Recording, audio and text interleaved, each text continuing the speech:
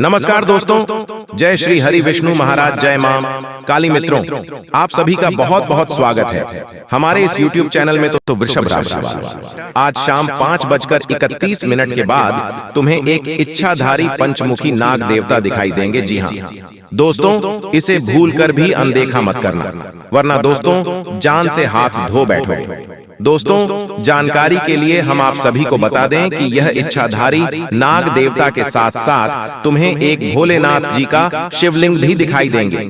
बेटा, आज रखना, तुम इस जगह पे तुम्हें वह सब कुछ मिल जाएगा जो तुम्हें कई सालों से इंतजार था। जी हाँ दोस्तों, बिल्कुल सही सुना आपने। अब भोले बाबा तुम्हें सब कुछ देंगे, लेकिन इसके लिए आपको इस वीडियो को शुरू से लेकर अंत तक देखना होगा, और हम आपको जो उपाय बताएंगे उन्हें करना पड़ेगा। तभी तो आपको पता चलेगा कि भोले बाबा को किस तरह से प्रसन्न करना है, जिससे भोले बाबा प्रसन्न होकर शुभ आशीर्वाद देंगे। तो आज की इस वीडियो में आपको यही बताने वाले हैं कि आपको कहां पर इच्छाधारी नाग देवता और शिवलिंग दिखाई पड़ेंगे। जी हाँ दोस्तों, अधिकतर लोग पंचमुखी हनुमान जी के बारे में जानते हैं, लेकिन बहुत ही कम लोगों ने शिव जी के पंचमुखी अवतार के बारे में सुना होगा। शिव जी के इस स्वरूप का वर्णन यजुर्वेद में मिलता है। शिव जी के ये पंचमुख होने का क्या रहस्य और इसका क्या अर्थ जानते हैं दोस्तों? शिव जी कई नामों और स्वरूपों के देवता हैं। उनके सभी स्वरूप किसी न किसी गहरे अर्थ का प्रतीक हैं, लेकिन बेहद कम जगहों पर शिव जी के पंचमुखी स्वरूप का वर्णन मिलता है। शिव जी ने ये पंचमुख धारण कैसे किया, इससे संबंधित एक कथा है। कथा के अनुसार जब भगवान विष्णु ने एक मनमोहक रूप धारण किया तो उसे देखने सभी देवतागण उपस्थित हुए। तभी शिव जी के मन में विचार आया कि अगर वो पंचमुख धारण करते हैं तो शायद वो भी बेहद आकर्षक लगेंगे। उनके ऐसा सोचते ही वो 5 मुख वाले हो गए, जिसमें हर मुख की 3 आंखें थीं। भगवान शिव के इस स्वरूप को पंचानन कहा गया। उनके हर मुख का अपना एक विशेष महत्व है। भगवान शिव के पंचमुखी स्वरूप का वर्णन पुराणों और वेदों में मिलता है। तो चलिए जानते हैं कि शास्त्र शिव जी के इस स्वरूप की व्याख्या किस तरह करता है। दोस्तों, भगवान शिव के 5 मुख 5 दिशाओं और 5 तत्वों का प्रतिनिधित्व करते हैं। इन 5 मुखों के नाम हैं सद्योजात, वामदेव, अघोर, तत्पुरुष और ईशान। ईशान मुख ऊर्ध्व दिशा का प्रतिनिधित्व करता है और आकाश तत्व का अधिपति है। यह मुख अनुग्रह का प्रतीक है। ईशान मुख से भगवान शिव ने जीवों को आशीर्वाद दिया और उन्हें मोक्ष का मार्ग दिखाया। जी हाँ दोस्तों, हिंदू पौराणिक कथाओं के अनुसार पृथ्वी को नाग देवता अपने सिर पर रखे हुए हैं। नाग देवता की पूजा का सिलसिला सदियों से चला आ रहा है। नाग देवता की पूजा करने से कई प्रकार के कुंडली में होने वाले दोषों से बचा जा सकता है। इसके लिए नाग देवता की पूरी विधि विधान से पूजा करनी चाहिए। दोस्तों, इस दिन नागदेव के दर्शन अवश्य करना चाहिए। नाग देवता की बांबी, नागदेव का निवास स्थान की पूजा करना चाहिए। नाग देवता पर दूध चढ़ा सकते हैं। उन्हें सुगंधित पुष्प व चंदन से ही पूजा करनी चाहिए। सर्वप्रथम सुबह जल्दी उठकर स्नान करके नए वस्त्र धारण करने चाहिए। इसके पश्चात दीवार पर गोबर से पंचमुखी सांप बनाया जाता है। कुछ जगह गोबर के स्थान पर सोने चांदी तथा काठ की कलम से चंदन की स्याही से पंचमुखी बनाया जाता है। इसी स्थान पर फिर दूध, चावल तथा पुष्प चढ़ाए जाते हैं और भोग लगाया जाता है। कुछ जगह लोग सांप के रहने के स्थान बांबी पर दूध चढ़ाया जाता है।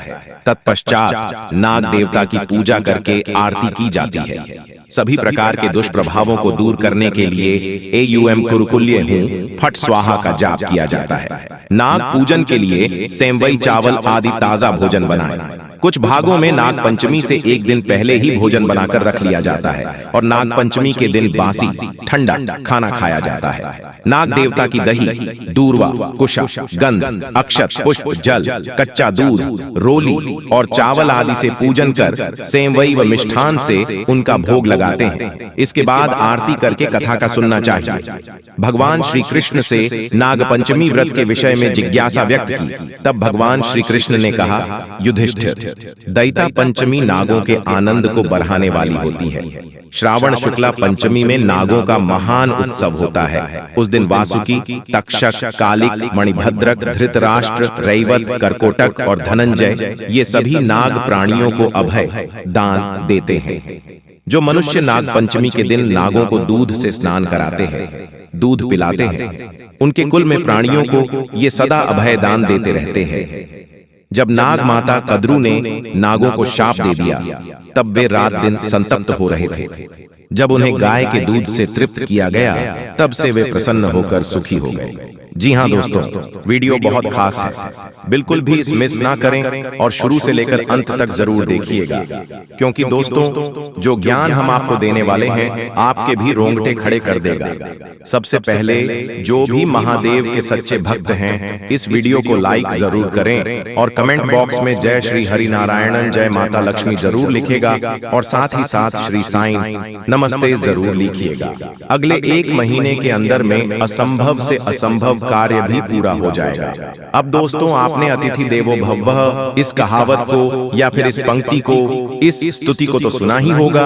भारत में अतिथि देवो भवः की परंपराएं जाती है, परंतु फिर भी जब हमारे घर में मेहमान आते हैं तो कुछ लोग उन्हें वह बोझ समझते हैं। मन ही मन यह सोचते हैं कि यहाँ से कब उठेंगे, यह उठे तो हम कुछ खाएं, ये उठे तो हम कुछ खाएं, ये यहाँ से उठे तो कुछ कार्य करे। परंतु अगर कोई देवता आपके घर में मेहमान बनकर घुस गए या वह किसी भी रूप में आ सकते हैं और यदि आपने उन्हें भगा दिया, नहीं पहचाना और अपमानित कर दिया, तो दोस्तों फिर सोच लीजिए आपकी जिंदगी का क्या हाल होगा। इसीलिए तो कहा गया है अतिथि देवो भव, यानी कि हमारे दर पर आया हुआ अतिथि हमारे लिए देश के समान होता है। और यही देवता अब आपके घर में घुसने वाले हैं, तो अब आपको उन्हें नाराज नहीं करना है।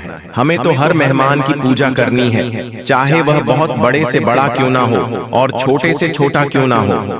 अगर हम उसकी पूजा करेंगे तभी तो ईश्वर हमें आशीर्वाद देंगे। किंतु द्वार पर आए मेहमान पर इतनी मेहमान करें तो मैं इसके दर पर जब जाऊंगा तो कितना कल्याण होगा। अब भगवान भी आपके दर पर किसी भी रूप में आ सकते हैं, इस बात में कोई भी दोहराए नहीं है। इसीलिए दर पर आए मांगने वाले की दर पर आए, चेक की घर पर आए। मेहमान की कभी भी बुराई नहीं करनी है, उनके खिलाफ मन में कभी भी दिवस्त या गलत भावना उत्पन्न नहीं होने देनी है। और हमें इस चीज का ख्याल रखना है कि हमें आगे बढ़ाना है, उनकी सहायता करने के लिए, उनका नमन करने के लिए, क्योंकि यही आपका सूत्रधार साबित होगा। इस बात को आप हमेशा याद रखिएगा। अब बहुत सारे लोग जीव जंतुओं से बहुत डरते हैं। देखिए, हर प्राणी में परमात्मा का वास है। परमात्मा ने सभी को बनाया है, डरने की कोई बात नहीं है। हमें सभी जीव जंतुओं की रक्षा करनी है, परंतु बहुत सारे लोग कीड़े मकोड़े को देखते ही उन्हें मार गिराते हैं।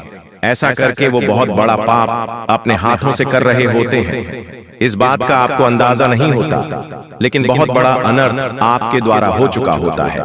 यह आपको बिल्कुल भी शोभा नहीं देता है, आपके पाप कर्मों को बढ़ाता है और आपके लिए अपने महत्वपूर्ण कार्य में अटकने पैदा करता है। तो अब अगर आपके घर में कोई देवता आने वाली है तो वह जीव जंतुओं का रूप लेकर भी आ सकते हैं। मान लीजिए वह किसी जंतु का या फिर जीव का रूप लेकर आपके घर में आ रही है और आपने उन्हें बहुत मार करके भगा दिया। यह थोड़ा छोटा कीड़ा मकोड़ा, उसे आपने अपने पैर से कुचल दिया, तो सोचिए आपके द्वारा कितनी बड़ी गलती हो जाएगी। यही तो दोस्तों परीक्षा का समय होता है। मान लीजिए अनजाने में आपसे अगर कोई गलती हो जाती है तो दोस्तों मौका होता था आपके पास में किस्मत को चमकाने का, उस मौके को आप खो देते हैं। तो हमारा आपसे यही आग्रह है कि मात्र 24 घंटे बाकी रह गए हैं। आज रात 12:30 के बाद कभी भी देवता आपके घर में प्रवेश कर सकते हैं। बहुत सारे लोग ऐसे भी होते हैं जैसे खुद देवता आते हैं आपके घर परिवार में, या कोई भी इसके बाद में हवा में छूने लगते हैं। अलग अलग तरह की हरकतें करने लगते हैं तो उनके चरण स्पर्श जरूर करें। इस रूप में भी वह आपके घर में प्रवेश कर सकते हैं, लेकिन आप उन्हें पहचान नहीं पाएंगे। और दोस्तों, हो सके तो उनके मनपसंद चीज उन्हें खिलानी है और किसी भी तरह से उनसे आशीर्वाद ले लेना है, क्योंकि उनका यह आशीर्वाद आपके काम आएगी। उन्हीं का आशीर्वाद आपके दुश्मनों की चाल से बचाएगा। उन्हीं का आशीर्वाद आपको हर परिस्थिति का सामना करना सिखाएगा। आने वाले अगले दिनों में एक और चाहा तो दूसरी ओर रहा, यानी कि जो चाहेंगे उसी का रास्ता बन जाएगा। परंतु कई बार ऐसा भी हो जाता है कि इंसान मन से जो काम करता है उसका रिजल्ट बहुत अच्छा आता है, और जो लोगों की बातें सुनकर काम करता है उसका परिणाम अच्छा नहीं आता। इसलिए आप भगवान को पूछिए, लेकिन अपने मन से, ना कि किसी दूसरे के कहने पर। अगर आपकी कोई मन्नत पूरी नहीं होती है तो उस भगवान को बदल देते हैं, किसी और भगवान की शरण में चले जाते हैं। वहां पर भी उसकी मन्नत पूरी नहीं होती तो तीसरी भगवान की शरण में चले जाते हैं। और यहाँ तक तो छोड़िए, जब बहुत समय तक आत्म नहीं होता है तो अपने धर्म को छोड़कर किसी और धर्म के पास पहुंच जाता है। मानव यहाँ तक गिर चुका है कि उसे सिर्फ अपना काम पूरा करना है। जी हाँ, तभी वह उन भगवान को मानेगा। देखिए दोस्तों, हम आपको एक उदाहरण के तौर पर बहुत गहरी बात समझेंगे। कान लगाकर सुनिएगा। मान लीजिए आप एक कुआं खोद रहे हैं। आपने उसे थोड़ा सा खुदा और पानी नहीं आया तो आप दूसरा कुआं खोदने लग गए। उससे भी आपने थोड़ा खुदा और पानी नहीं आया, फिर आप तीसरा कुआं खोदने लग गए। इसी तरह से आप कुआं खोदते गए और किसी में भी पानी नहीं आया। पानी न आने का कारण क्या था? आपने सब कुओं को थोड़ा थोड़ा खोदा। अगर आप एक ही कुओं को लंबा खोद देते, गहरा खोद देते, तो 100% गारंटी थी कि उसमें से पानी आ जाता। उसी प्रकार से अलग अलग भगवानों को पूछने की गलती मत करिए। चाहे आपका काम बन रहा है या नहीं, किसी एक भगवान की भक्ति में ही लीन रहिए। अगर आपके साथ महादेव की बन रही है तो महादेव से बना लीजिए। राम जी के साथ आपका कनेक्शन बैठा है तो आप राम जी से बना लीजिए। आप कृष्ण जी को मान लीजिए, आप माता रानी को मान लीजिए, लेकिन भक्ति में बदलाव मत करिए। किसी एक ही भक्ति को अपनाइए। आप सब एक हैं, कोई अलग नहीं है। आपका काम जरूर बनेगा, लेकिन आपको एक ही कुएं को गहरा खोदना होगा। क्योंकि दोस्तों, भगवान एक ही है, किंतु उसके रूप अनेकों हैं। जैसे कि दोस्तों, हमने आपको बताया कि यह देवता किसी भी रूप में आपके घर में दस्तक दे सकते हैं। अगर सामान्य आंखों से उन्हें आप नहीं देख पाए तो यह दूसरी बात है, लेकिन किसी का रूप देख करके अगर आपके द्वार पर आते हैं तो चाहे कोई भी आ जाए, मांगने वाला ही क्यों ना हो, उसे आदर सत्कार से कुछ देना है, उसका सम्मान करना है, उसे प्यार भरे ही बोल बोलने हैं, उसे कड़वी बातें नहीं करनी है। यह बात आप खास तौर पर ध्यान रखें, क्योंकि अक्सर जब हमारे दर पर कोई मांगने वाला आता है तो हमारा मुंह बन जाता है। हम उसे कुछ देना नहीं चाहते, हम उसे किसी भी तरह से भागना चाहते हैं। तो यही चीज जीवन में दिक्कत देती है, तकलीफ देती है। अगर भगवान ने आपको किसी को कुछ देने के काबिल बनाया है, देखिए, लेने के काबिल तो नहीं बनाया है, देने के काबिल बनाया है। ये कितनी अच्छी बात है। आपको इसका अभियान रखना चाहिए कि आपको भगवान ने देने के काबिल बनाया है और पृथ्वी गोल है, और आपके पिछले जन्म में आपकी यह गलती हो सकती है, आपको लेने वाला बना दे। इसीलिए हमें तो आज से ही, अभी से ही हमारे कर्मों को सुधारते रहना है, क्योंकि हमें इस जीवन मरण के चक्र में नहीं फंसना। हमें तो भवसागर पार करना है, और वह भवसागर पार होगा मर्यादा के साथ, आत्मसम्मान के साथ, ईमानदारी के साथ, सत्यता के साथ, और हमेशा सदा सही व्यवहारिकता, सत्कर्म के साथ। तो जिंदगी में यह नियम बना लीजिए कि सभी से प्यार से रहेंगे, सभी से प्यार से बात करेंगे। तो यह दुश्मन ही क्यों ना आपके द्वार पर आ जाए, हमें उसका भी सम्मान ही करना है। तो दोस्तों, आशा करते हैं कि वीडियो में दी गई जानकारी आपको बहुत पसंद आई होगी। वीडियो अच्छी लगी हो तो अपने दोस्तों के साथ, मित्रों के साथ और परिवारजनों के साथ इसे साझा करेगा। साथ ही कमेंट बॉक्स में सच्ची श्रद्धा से जय शिव शंकर, ओम नमः शिवाय लिखकर अपनी मनोकामना भी लिख दीजिएगा, ताकि भगवान आपकी सीधे सुनवाई कर सके। दोस्तों, किसी न किसी वजह से यह संतुलन बिगड़ चुका है। नकारात्मक ऊर्जा प्रवेश कर चुकी है। उस नकारात्मक ऊर्जा को अपने आप से करना है। बाकी फिर आपकी हर एक पूजा पाठ का आपको पूरा फल मिलेगा। और माँ की कृपा आपके जीवन में आ जाएगी और आपकी मेहनत का आपके संपूर्ण फल प्राप्त होना शुरू हो जाएगा। ये दोस्तों बस एक बात आपको याद रखनी है कि जीवन में कोई भी बदलाव रातों रात नहीं आते हैं। थोड़ा सा आपको गंभीरता से और धैर्य के साथ काम लेना होगा और कुछ उपाय जो हम आपको इस वीडियो में बताएंगे उन्हें अपने जीवन में शामिल करना होगा। अब हम आपके लिए दिन रात मेहनत कर रहे हैं और रोज आपके जीवन को बेहतर बनाने के लिए एक से बढ़कर एक जानकारी से भरपूर वीडियो लेकर आते रहते हैं।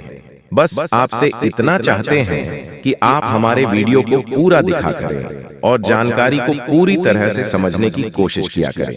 अब एक बात जो सबसे अधिक महत्वपूर्ण है और आज का मुख्य विषय है वही यह है, दोस्तों की आने वाली 24 घंटे में आपके जीवन में एक ऐसी ग्रह दशा बनने जा रही है जो कि बहुत चमत्कारी परिणाम आपके जीवन में ला सकती है। बस जरूरत है तो बढ़ाव को मिटाने की। जी हाँ दोस्तों, हम आपको बता दें कि आने वाले 24 घंटे में आपके जीवन में बहुत अच्छे दिन होने जा रहे हैं। बहुत अच्छी अच्छी घटनाएं आपके जीवन में होने वाली हैं और इन घटनाओं के संकेत आपको आज से ही, जवाब इस वीडियो को देख रहे हैं, आज से ही महसूस होने शुरू हो जाएंगे। या दोस्त, और सबसे पहले अंतर आपको यह दिखाई देगा कि आपकी मानसिकता सकारात्मक हो जाएगी और आपकी आत्मविश्वास में बढ़ोतरी हो जाएगी। और सबसे खास बात दोस्तों की आज आपकी रुकी हुई पेमेंट यानी कि रुपए पैसे को लेकर जो आपकी कहीं अर्चना रही थी वह समाप्त हो जाएगी और पैसा आपके हाथों में आएगा।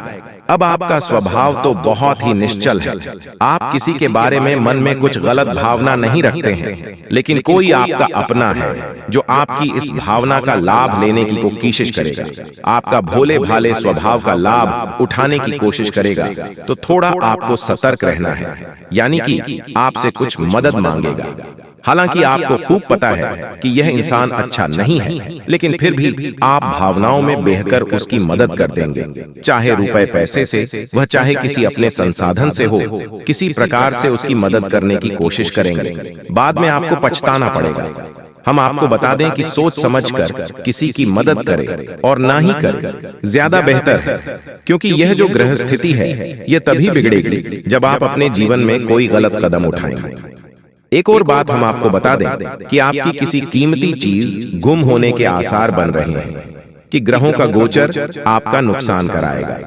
कोई कीमती चीज आपकी गुम हो सकती है, जैसे कि आपका फर्ज है, आपका मोबाइल है या आपकी किसी प्रकार की ज्वेलरी वगैरह।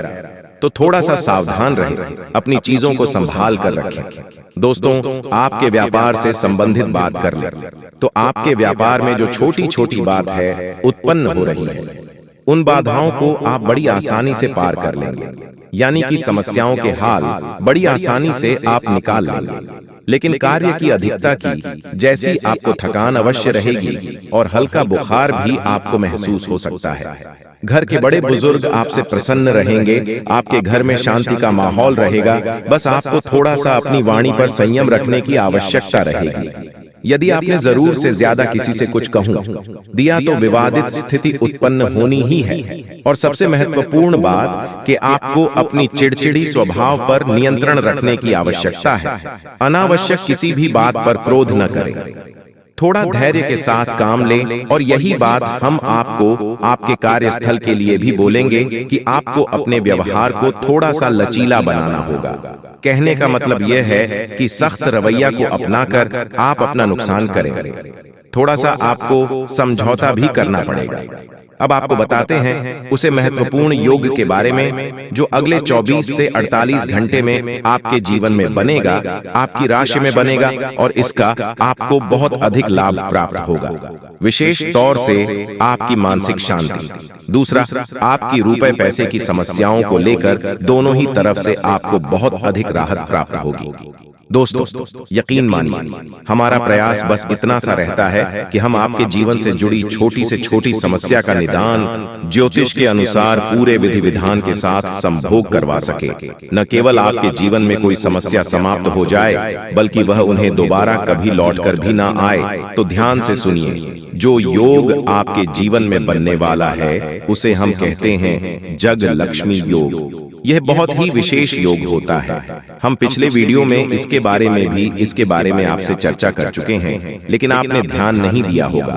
तो हम फिर से आपको बताने जा रहे हैं, यही योग बहुत अधिक शक्तिशाली होता है और जातक को धन लाभ बहुत अधिक करवाता है, मानसिक शांति बहुत अधिक देता है। बस आपको कुछ सावधानियां रखने की आवश्यकता है। जैसा कि हम आपको पहले भी बता चुके हैं कि आप मेहनत कर रहे हैं लेकिन फल आपको प्राप्त नहीं हो रही है, मनचाही सफलताएं प्राप्त नहीं हो रही है, रुपए वैसे आपकी जेब में रुक नहीं पा रहे हैं, जैसे आते हैं वैसे ही चले जाते हैं। तमाम तरह की और भी समस्याएं, खींचतान और मानसिक पीड़ा आपके जीवन में जो चल रही है, उन सब का कारण कहीं ना कहीं किसी न किसी प्रकार की बाधा है।